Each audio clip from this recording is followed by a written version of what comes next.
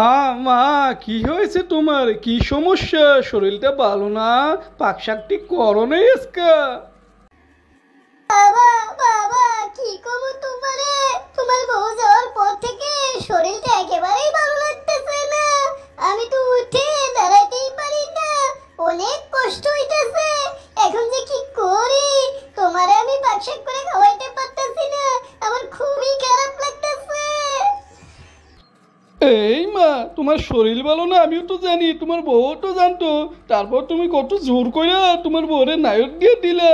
ঠিক আছে, আমি এক্ষুনি যাইয়া তোমার বউরে নিয়ে আইতেছি।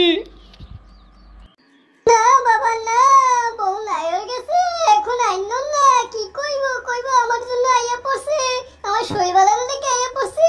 আমার মন্দ কইব, যাইও না তুমি, আমি কষ্ট হইলো পাকশাক করে খাওয়া মনে তোমারে। ওরো মা, তুমি যে কি কও না!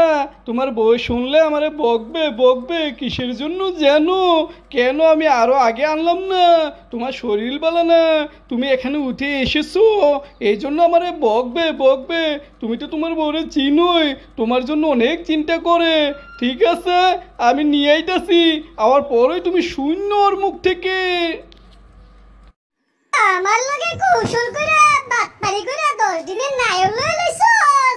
আমি কি জিনিস এখন বুঝবি? 2 দিনের মধ্যে তোরে লইয়া